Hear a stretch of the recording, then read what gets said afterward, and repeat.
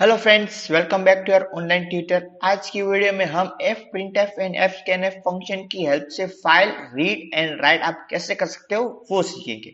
अब fprintf and fscanf जैसा उसका नाम है, printf एंड scanf जैसा सेम ही उसकी सिंटैक्स भी printf scanf जैसी है। तो जनरली मैं स्टूडेंट्स को सजेस्ट करता हूँ कि ये जो पर्टिकुलर टॉपिक है उसको अच्छे से समझ ले, क्योंकि अगर आपको printf scanf की सिंटैक्स आती है तो f printf and f scanf का यूज करना आपको इजीली आ जाएगा। लेट्स से अगर मुझे कीबोर्ड से इनपुट रीड करना है तो मैं कौन सा फंक्शन यूज करता हूँ? scanf। सेम में अगर आपको फाइल में से जो ऑलरेडी आपके कंप्यूटर के अंदर फाइल्स है उसमें से कुछ डेटा आपको इनपुट लेना है आपके प्रोग्राम के अंदर, तो आप कौन सा फंक्शन यूज करोगे? f scanf। ठीक है, यहाँ पे जो f वर्ड है उसका मीनिंग क्या है? फाइल, मतलब फाइल में से रीड करना है तो आप यूज करोगे f scanf। सेम में अगर आपको मॉनिटर की स्क्रीन के ऊपर कुछ कंटेंट राइट करना है तो आप कौन सा फंक्शन यूज करते हो? printf। अगर मुझे कोई फाइल है मेरे कंप्यूटर में उसमें कुछ कंटेंट राइट करना है तो मैं यूज करूंगा f printf। तो चलिए इन दोनों फंक्शन की वर्किंग हम एक पूरा प्रोग्राम लिख के समझते हैं। ये दोनों फंक्शन की सिंटेक्स क्या है और उनका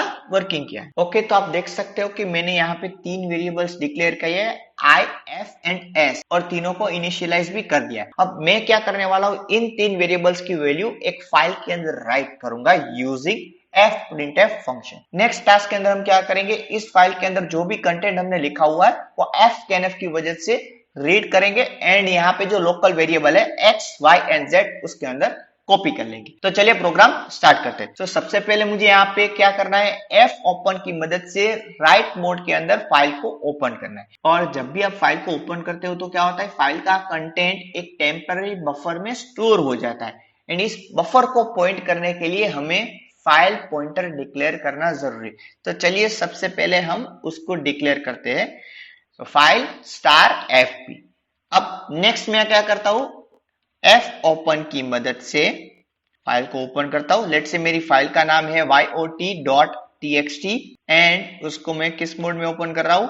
w। ठीक है, खास आपको ध्यान रखना है जो W आप लिख रहे हो वो सिंगल कोट के अंदर नहीं डबल कोट्स में लिखना है। काफी बार स्टूडेंट सिंगल कोट्स में लिखते हैं एंड आपको एरर आएगी। नेक्स्ट, अब ऐसा पॉसिबल है कि जिस भी फोल्डर में आप फाइल ओपन कर रहे हो उस फोल्डर में आपको फाइल को राइट करने की आपके पास परमिशन नहीं है, तो ऐसे केस में क्या होगा, ये वाला जो ऑपरेशन है वो आपका फेल हो जाएगा। तो इस केस में आपकी fp की वैल्यू होगी नल। तो पहले हम वेरीफाई करते हैं कि फाइल ओपन ऑपरेशन सक्सेसफुल हुआ कि नहीं। तो मैं यहाँ पे क्या चेक कर रहा हूं, if fp double equals to null then printf file opening failed and हम प्रोग्राम से एग्जिट हो जाएंगे। अब अगर आप यहाँ पे एग्जिट फंक्शन यूज करते हो तो उसके लिए हेडर फाइल है stdlib.h। ठीक है, एग्जिट फंक्शन कुछ नहीं है, अगर ये वाला फंक्शन एग्जीक्यूट होगा तो आपका प्रोग्राम डायरेक्टली बंद हो जाएगा, आगे का जो भी आपने कंटेंट लिखा है वो एग्जीक्यूट नहीं होगा। अच्छा, सपोज कि आपकी फाइल ओपनिंग सक्सेसफुल हो गई तो एल्स बाकी के केस में आप क्या करोगे, हम फाइल के अंदर कंटेंट राइट करना चाहते हैं यूजिंग fprintf। तो चलिए वो लिखते हैं। अब fprintf की सिंटेक्स कैसी है? printf जैसी। ठीक है, यहाँ पे आपको तीन वेरिएबल की वैल्यू राइट करनी है, एक तो इंटीजर, एक फ्लोट एंड एक स्ट्रिंग।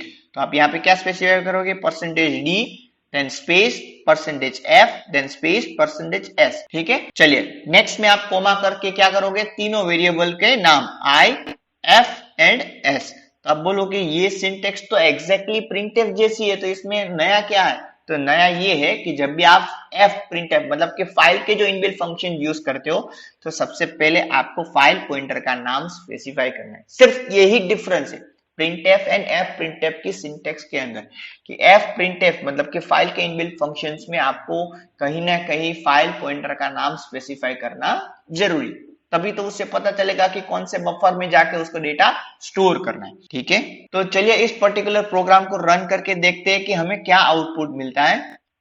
ठीक है, यहाँ पे स्क्रीन के ऊपर आपको कुछ आउटपुट नहीं मिलेगा, जो आउटपुट है वो आपको आपके सिस्टम में जाके आपको फाइल के अंदर मिलेगा। यहाँ पे एक फाइल क्रिएट हो चुकी है जिसके अंदर आप देख सकते हो पहले 97 then 10.15 and then 4 times 0। 4 times 0 इसलिए क्योंकि फ्लोट का 6 डिजिट तक का प्रिसीजन होता है एंड देन स्ट्रिंग में योर ऑनलाइन ट्यूटर आपको लिखा हुआ आ रहा है।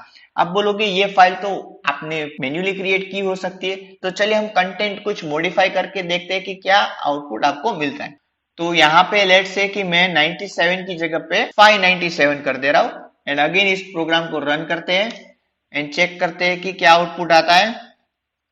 ओके, यू कैन सी 97 की जगह पे यहाँ पे 597 आने लगा। क्लियर? तो इस तरीके से आप fprintf की मदद से फाइल के अंदर कंटेंट राइट कर सकते। चलिए अब इसी कंटेंट को हम रीड करेंगे यूजिंग fscanf। अब नेक्स्ट स्टेज में हम क्या करेंगे, पहले तो फाइल को क्लोज कर देते हैं क्योंकि अब नेक्स्ट हमें फाइल ओपन करनी है बट रीड मोड। नेक्स्ट क्या करता हूं, fp is equal to f open, file का नाम हमारा क्या है yot.txt एंड अब हम ओपन करेंगे रीड मोड में, तो r लिख रहा हूं मैं यहाँ पे। अगेन आपको यहाँ पे वेरीफाई करना है कि आपने जो फाइल ओपन की क्या वो सक्सेसफुली हुई कि नहीं। कभी कभार ऐसा भी हो सकता है कि आपको फाइल रीड करने के भी परमिशन नहीं है, तो ऐसे केस में भी फाइल ओपन ऑपरेशन फेल हो सकता है।